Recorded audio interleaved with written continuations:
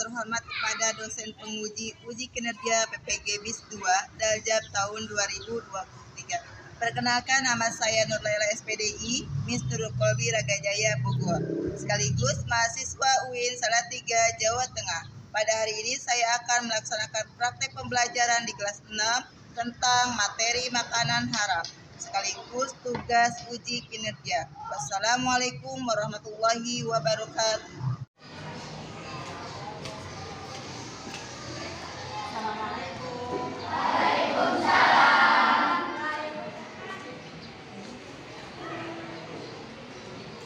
Oke anak-anak, apa kabar semuanya? Baik. Alhamdulillah. Baik. Alhamdulillah, kita hari ini kita belajar tentang fikih ya. Ya. Selesai belajar? Ya. Coba bangkunya dirapikan terlebih dahulu. Duduknya rapi.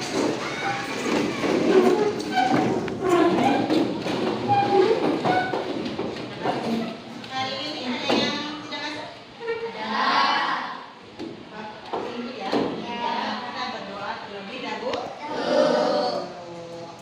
Silakan dipimpin. Ya, berdoa dimulai.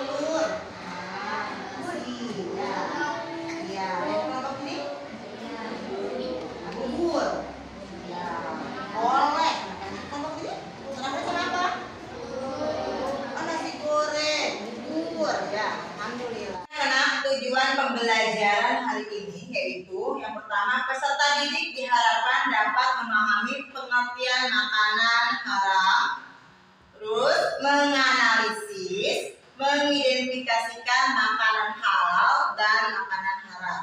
Yang ketiga yaitu membiasakan makanan yang halal. Karena apa yang dimaksud dengan makanan halal? Makanan halal yaitu makanan yang tidak boleh dikonsumsi oleh umat Islam sesuai aturan Allah dan Rasulnya. Konsumsi makanan haram mendapatkan kerugian bagi muslim di dunia dan akhirat. Nah, di sini teman-teman, jadi kalau misalnya makanan yang masuk ke dalam perut kita, maka kita tidak akan berkah semuanya. Adapun hukum, apa hukum makanan haram? Yaitu pasti sudah haram ya. Allah sangat menolak ibadah umat Islam. Dampak yang pertama, ketika seorang muslim dengan sengaja makan makanan haram dan tidak akan diterima amal ibadahnya. Walaupun dia rajin sholat, rajin ibadah, ya semuanya percuma. Jadi kalau kita makan dengan makanan haram, itu percuma. Allah tidak akan menerima amal ibadah kita. Walaupun kita rajin sholat, rajin ngaji, rajin puasa, tetap di dalam perut kita ada makanan haram dengan sengaja, Allah tidak akan menerima. Sebab makanan halal dapat menjadi haram. Ketika kita makan, sebenarnya itu makanannya halal, tetapi haram, hukumnya haram. Kenapa? Nah, tidak diolah sesuai syariat Islam. Allah telah berfirman dalam Al-Quran surat Al-Maidah ayat 3 berkaitan penyembelihan hewan sebelum dikonsumsi manusia. Jadi ketika kita menyembelih hewan untuk konsumsi kita, misalnya ayam, ayam kita sembelih tidak menyebut nama Allah, tidak membaca basmalah, maka itu diharamkan. Yang kedua yaitu cara memperolehnya. Misalnya kita mau makan coklat, terus kita ngambil di supermarket, misalnya Alfamidi. Itu kan memperolehnya haram, tidak membayar. Kita tidak membayarnya, maka hukumnya haram. Itu cara memperolehnya. Yang ketiga, bercampur dengan makanan yang haram. Misalnya, kita membeli, misalnya ibu membeli bawang. Nah, anak ibu sebelahnya, misalnya dia memasukkan bawang 1 atau 2 butir. Itu tercampur tuh makanan yang tidak dibayar, maka itu haram hukumnya. Yang selanjutnya yaitu telah kadaluarsa atau tercemar. Makanya jika kita membeli makanan harus dilihat dulu kadarnya itu misalnya tanggal produksinya. Kita mau makan Yakult misalnya, Yakult itu kita nggak lihat dulu makanannya itu ada luasannya tanggal berapa, kita minum tuh. Nah, di situ ada tercampur yang tidak baik, yaitu telah kadaluarsa atau tercemar. Gitu ya. Oke, next. Oke, dan Solehat, hari ini kita mau menyaksikan video tentang makanan dan minuman yang halal ataupun yang haram. Selamat menyaksikan. Dalam minuman yang diperbolehkan untuk dikonsumsi dan tidak ada larangan untuk meminumnya berdasarkan dalil Al-Quran dan hadis. Minuman sangat dibutuhkan oleh tubuh dalam kehidupan sehari-hari. Tubuh yang tidak tercukupi cairan maka akan merasa lemah dan mudah sakit. Minuman yang diserap oleh tubuh juga harus minuman yang halal dan baik bagi tubuh. Karena tubuh membutuhkan banyak cairan untuk melakukan zat-zat makanan, memperlancar metabolisme tubuh serta mengatur suhu tubuh. Oleh karena itu, kita harus pintar memilih minuman yang bermanfaat bagi kesehatan tubuh. Jenis-jenis minuman halal.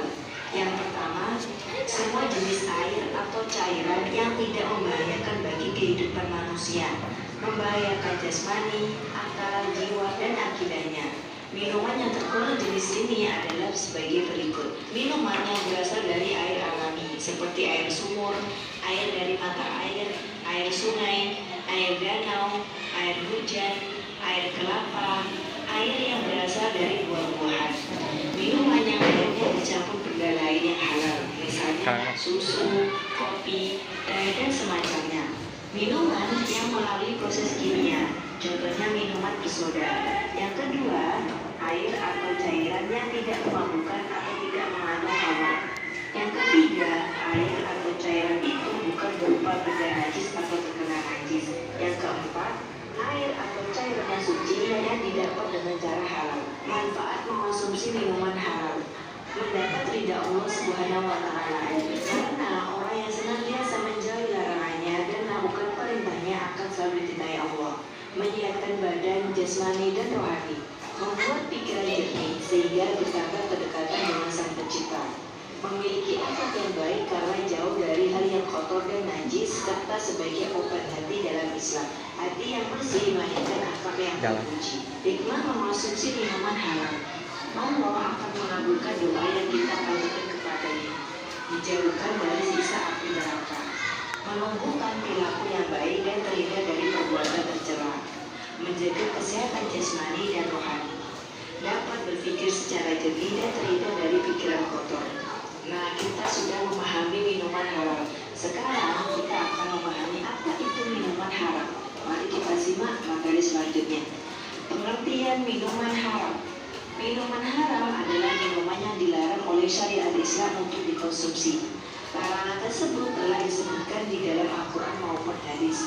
Minuman haram berbahaya bagi tubuh apabila dikonsumsi.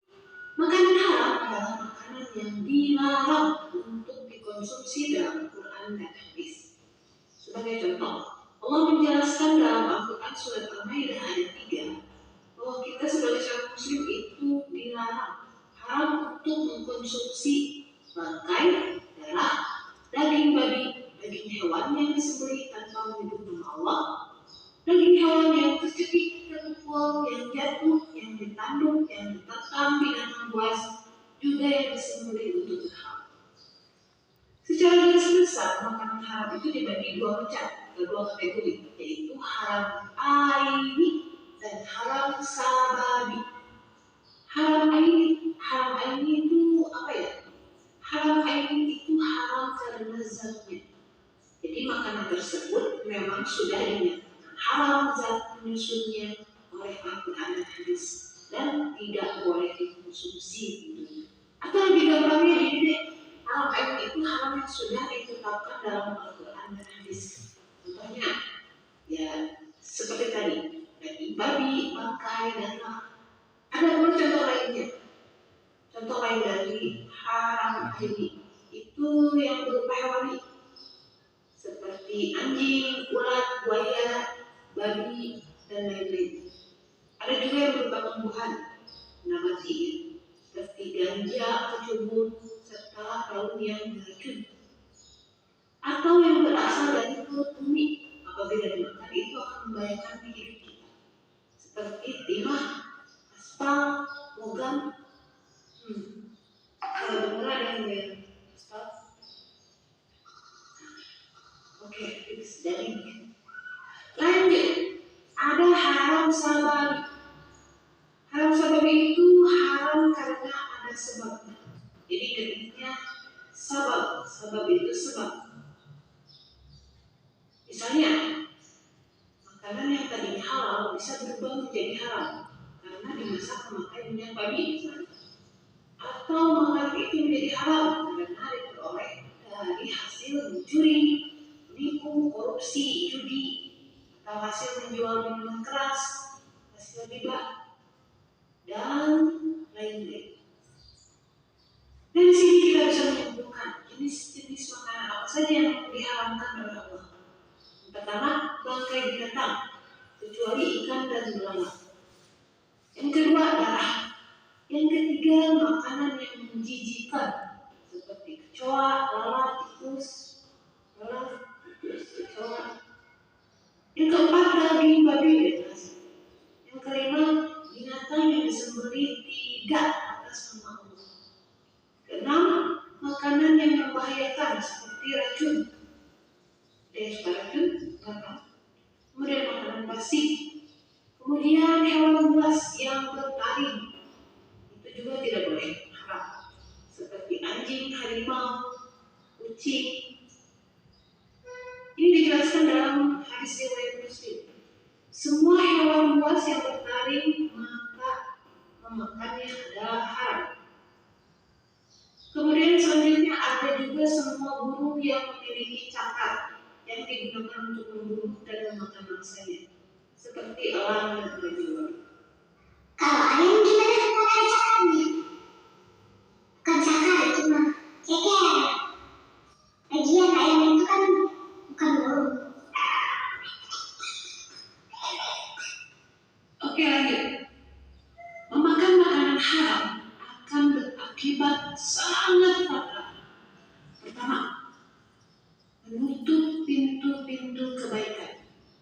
Jadi makanan haram itu akan menutup pintu-pintu kebaikan. Jika yang haram masuk dalam tubuh, beredar dalam darah, jadi daging akan menutup kebaikan.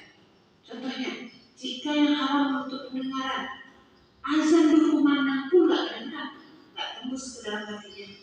Padahal kita gak ada mesti. Kalau seandainya masuk ke mata, akan sulit melihat yang baik-baik. Kalau yang buruk cepat. Dan yang paling bahayanya, jika makanan haram ini diberikan kepada keluarga, kepada anak-anak, maka makanan haram ini akan menjadi cikal bakal generasi yang tidak soleh. Karena akan sulit sekali mereka beramal soleh, jadi masih ibadah, jauh dari Allah. Wah, fatal banget kalau ini. Selanjutnya, makanan haram akan merusak kesehatan. Udah jelas banget, karena makanan haram ini biasanya nggak baik untuk kesehatan. Kemudian doa tidak terkabul. Wah, doa jadi tertolak. Seperti Rasulullah pernah menceritakan, ada seorang musafir yang usul berdebu mengangkat tangannya ke langit sambil berdoa, ya Rob, ya Rob. Sedangkan makanannya haram, minumannya haram, pakaiannya haram, dan perangkat hidupnya haram. Bagaimana mungkin doanya terkabul? Alhamdulillah. Dan puncaknya adalah menjadi santapan api neraka. Rasul bersabda, siapa yang dagingnya tumbuh dari makanan haram, maka neraka lebih pantas baginya. Hadis riwayat Tirmidzi. Maka dari itu kita harus berusaha untuk menghindari makanan haram. Terus gimana sih usahanya untuk menghindari makanan haram? Pertama, tanamkan dalam diri kita akibat-akibat yang tadi itu yang bisa ditemukan dari mengkonsumsi makanan haram. Yang kedua, pahami jenis makanan haram itu, lalu hindari. Ketiga, yakinkan diri makanan haram itu akan membahayakan jiwa. Kemudian, jauhi pergaulan yang buruk yang mengarah kepada makanan haram. Jadi Oke, sekarang Ibu mau memberikan LKPD kalian kerjakan di sini ya. Ada soal, kalian nanti pilih makanan yang haram, makanan yang halal.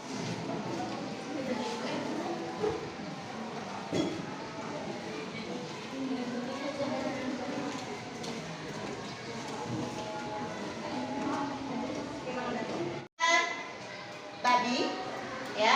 Sini ada gambar makanan. Sini juga ada babi guling, permen putih, ya. Jadi nanti kalian tugasnya yaitu membuat poster tentang makanan haram dan makanan halal dengan cara menggunting, ya, mengklasifikasikan makanan haram yang mana, makanan haram yang mana.